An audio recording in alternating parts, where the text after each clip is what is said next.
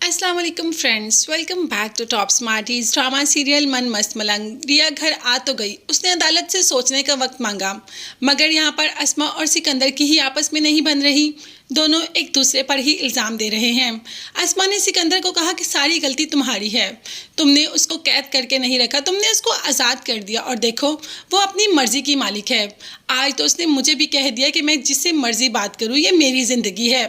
यहाँ पर कश्यप को जैसे ही पता चला कि रिया को घर फ़ोन करने यानी कि कबीर को फ़ोन करने या कुछ भी करने से मना कर दिया, कोई बात करने से भी मना कर दिया, देख भी नहीं सकते, तो बस कश्यप ने भी कह दिया कि कबीर से ज़्यादा मोहब्बत करने वाला इंसान तुम्हें कहीं नहीं मिलेगा।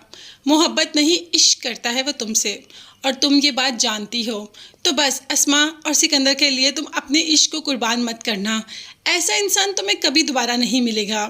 और ये लोग तुम्हें वर्गला रहे हैं तो इनकी वर्गलाहट में मत आना। आसमा ने तो अपना नाटक शुरू कर दिया, कमरे में बैठकर रोना ही शुरू कर दिया।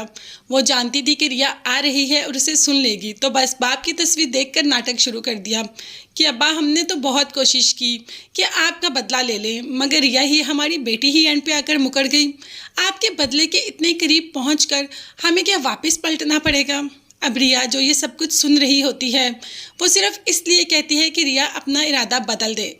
दूसरी तरफ कश्यप कबीर के पास चली जाती है और उसे सारा कुछ बता देती है कि सिकंदर ने और अस्मा ने रिया को तुमसे बात करने, तुमसे मिलने जुलने से मना कर दिया है, इसीलिए रिया ना तुमसे कॉल कर सकती है और ना तुम्हारी कॉल अटेंड कर सकती है। हर फ़ोन उनके पास होता है और रिया को वो कह रहे हैं कि वो तुम्हें छोड़ दे। कबीर को तो ये सुनकर काफ़ी गुस्सा आ जाता है और कहता है कि अब मैं सिकंदर को और अस्मा को बताऊंगा कि एक घर का दामाद क्या होता है। अब मैं उनको दामाद बनकर दिखाऊंगा।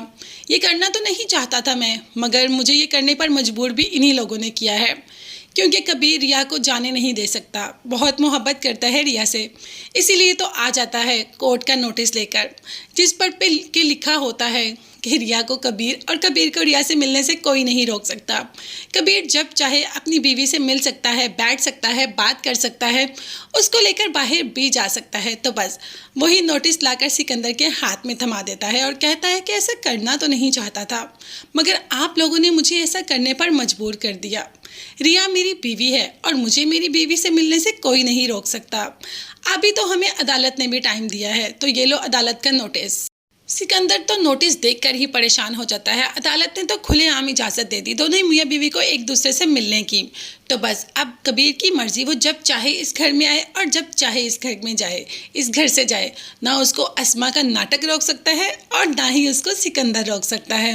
देखते हैं कि अस्मा आगे जाके कौन से ऐसे नाटक करेगी कि रिया कबीर को छोड़ देगी या हमेशा हमेशा के लिए उसके पास चली जाएगी। चैनल को सब्सक्राइब कीजिएगा। अल्लाह हाफिज़।